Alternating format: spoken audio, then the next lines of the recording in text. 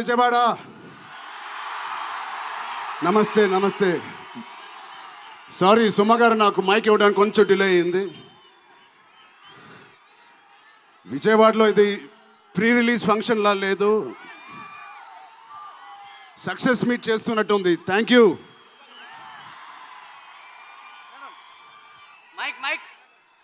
కేశినేని చిన్ని గారికి, దుర్గేష్ గారికి ఇంత గ్రాండ్ సపోర్ట్, ఇంత గ్రాండ్ ఈవెంట్కి సపోర్ట్ చేసినందుకు మీకు, మీ టీం అందరికీ చాలా చాలా థ్యాంక్ యూ సార్. ఇంత షార్ట్ నోట్లెస్ చేసినందుకు.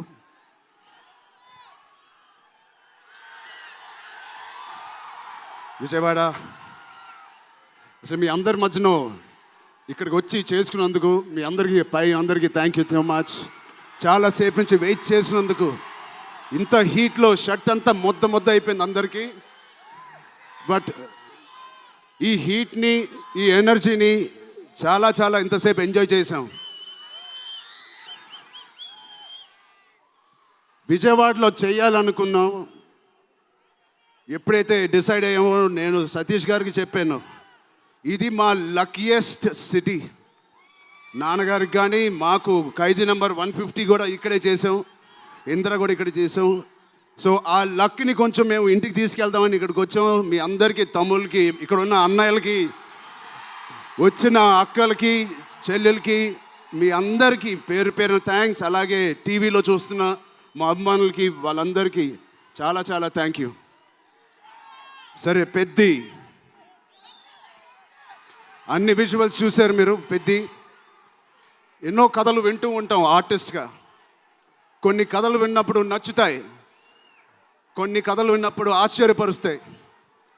బట్ పెద్ది అనే కథ మాత్రం విన్నప్పుడు ఎక్కడో గుండెలో నా హృదయానికి చాలా దగ్గరగా హద్దుకుని ఉన్న ఒక కథ. ఇలాంటి కథ మా నాన్నగారు చెప్పినట్టు 10 సంవత్సరాలకు ఒకసారి వస్తుందేమో ఇలాంటి కథ. అలాంటి కథ నాకు వచ్చినందుకు ఫస్ట్లీ నా సుకుమార్ గారికి, బుచ్చిబాబు గురువు గారికి నేను మనస్ఫూర్తిగా థ్యాంక్స్ చెప్పుకుంటున్నాను. నా దారిలో, నా ఈ సినిమా జర్నీలో నాకు ఇలాంటి ఒక కథ ఇచ్చినందుకు. ఇది నా లైఫ్ లాంగ్ నా సినిమా లైబ్రరీలో వన్ ఆఫ్ ద టాప్ ఫిల్మ్స్గా నిలిచిపోతుంది. పెద్ది చాలా చేసింది, నన్ను వ్యక్తిగతంగా ఒక మంచి దారిలోకి మార్చింది. ఒక యాక్టర్గా నాకు చాలా సాటిస్ఫాక్షన్ ఇచ్చింది. Love you. అలాగే ఇది నాకు బుచ్చి గారు చెప్పినప్పుడు ఇది ఒక సినిమా స్టోరీ లాగా చెప్పలేదు, ఒక వ్యక్తి జర్నీ లాగా, ఒక ప్రయాణం లాగా ఒక కథ మొత్తం నరేట్ చేశారు నాకు. ఇది మామూలు సబ్జెక్ట్ కాదు, ఇది ఎగిసిపడే ఒక మనిషి కథ కాదు. కిందకి పడిన మనిషి లేచి ఎలా నించుంటాడో అలాంటి కథ ఇది. అందరూ కష్టం గురించి మాట్లాడుతున్నారు. అరే, ఇలాంటి కథ కోసం కాకపోతే ఎప్పుడు కష్టపడతామండి. కష్టంతో చేసిన పని కాదు, చాలా ఇష్టంగా, ప్రేమతో చేసిన పని. ప్రతిరోజు లెగిసి పొద్దునే షూటింగ్ ఎప్పుడు వెళ్ళాలా, జిమ్ చేసి షూటింగ్ ఎప్పుడు వెళ్ళాలా అని అనిపించిన one of the rarest films నాకు. బహుశా ఒక మగధీర కనిపించింది, రంగస్థలానికి కనిపించింది, RRR కనిపించింది, మళ్ళీ నాకు పెద్దిగా అనిపించింది. అలాంటి భావం, అలాంటి ఒక ఎక్స్పీరియన్స్ ఇచ్చిన మా బుచ్చిబాబుకి స్పెషల్గా థ్యాంక్స్ చెప్పాలి. బుచ్చిబాబు ఇది నాకు కథ నరేట్ చేసి ఇంట్లో నిజంగా చాలా ఆశ్చర్యపోయిన, తన బుర్ర ఎలా పనిచేస్తుందో అని. ఇంత అద్భుతంగా రాసి పెట్టుకోండి. ఇండియాలో నంబర్ 4 or 3 టాప్ డైరెక్టర్స్లో బుచ్చిబాబు పేరు ఉంటుంది ఫ్యూచర్లో.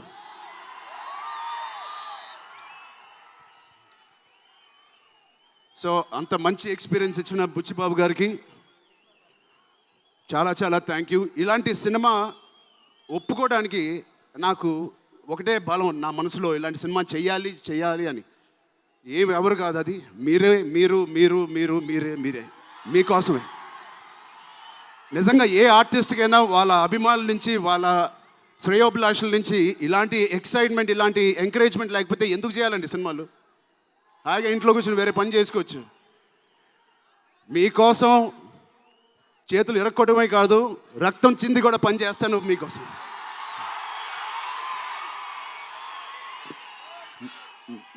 మిమ్మల్ని ఎంటర్టైన్ చేయడం ఒక పిచ్చా, లేకపోతే సినిమాలో మంచి సినిమా చేసి మీకు ఏదైనా ఇవ్వాలని ఒక పిచ్చా నాకు తెలియదు. నాన్నగారి కొడుకు పుట్టినందుకు, కళ్యాణ్ బాబాయ్ గారు ఉన్నందుకు ఇంట్లో ఇది తప్ప నాకు ఇంకేం తెలియదు. బహుశా ఇంకోటి తెలుసుంటే ఇలా ఇంత పెద్ద ఆర్టిస్ట్ నేను ఒక ఫీల్డ్లో అయ్యేవాడిని కాదు. నాకు తెలిసిందల్లా సినిమా సినిమా సినిమా. సో నేను చనిపోయే వరకు మిమ్మల్ని ఎంటర్టైన్ చేస్తూనే ఉంటాను, అది రాసి పెట్టుకోండి.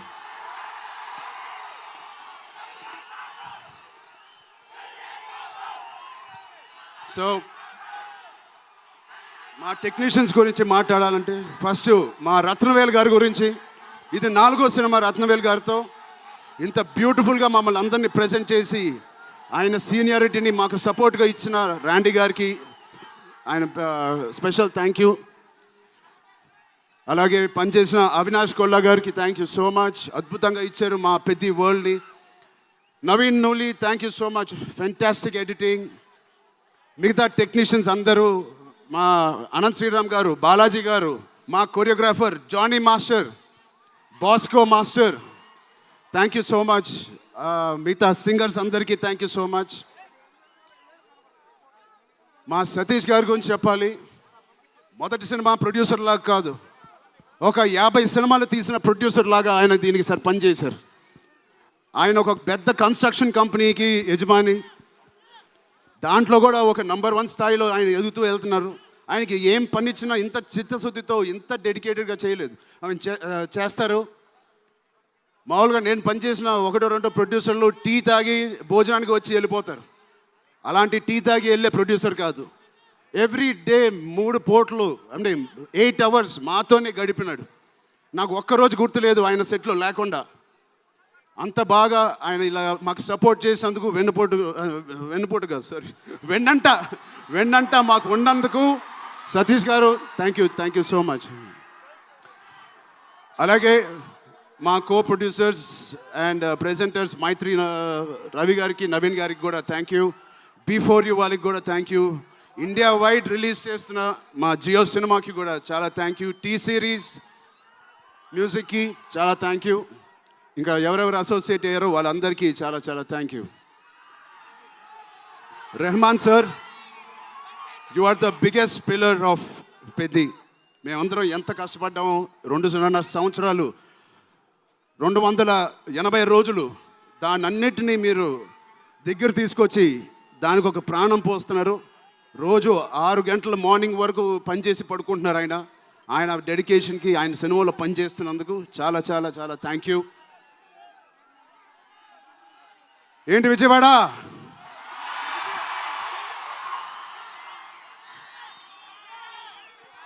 ఈసారి ఎవరి పేరు మర్చిపోలేదు కదా నేను.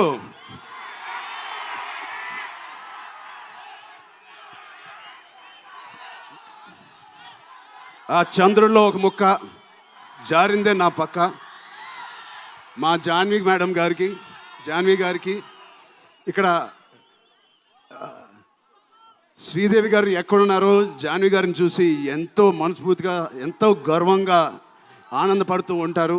అలాంటి జాన్వి గారు ఈ సినిమాలో మాతో పనిచేసినందుకు చాలా చాలా థ్యాంక్ యూ జాన్వి గారు. You are the happiness of the film. You bring joy to all of us when you come on stage, the way you work. చాలా చాలా పెద్ద లైఫ్ ఉంది మీకు. I wish you so much all the best. మీ అమ్మగారి కన్నా చాలా పెద్ద హీరోయిన్ అవ్వాలని కోరుకుంటున్నాను.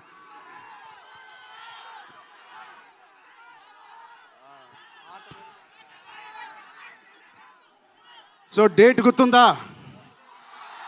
జూన్ 1. మా అమ్మాయిలందరికీ ఒకటి చెప్పేసి వెళ్ళిపోదాం అనుకుంటున్నాను. యాక్చువల్గా వెళ్ళాలని లేదు, ఇక్కడే ఉండాలని ఉంది మీతోనే. Love you. ఎప్పుడైనా ఒక ఆట ఓడిపోతే అది ఆటగాడు ఓడిపోయినట్టే కాదు, ఒక దేశం మొత్తం ఓడిపోయినట్టు ఏ ఆటైనా.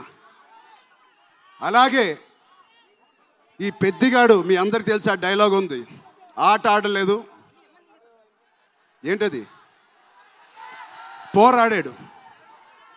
అలాగే మీ అందరి ఆశీస్సులతో, దుర్గమ్మ దేవి ఆశీస్సులతో మీ అందరికీ ఉండాలని, మా అందరికీ ఉండాలని, ఈ 4వ తారీఖున వచ్చే ఈ పెద్ది సినిమాకి ఉండాలని, ఈ పెద్దిగాడి ఆత్మగౌరవాన్ని అమ్మ దుర్గమ్మ సాక్షిగా కోరుకుంటున్నాను.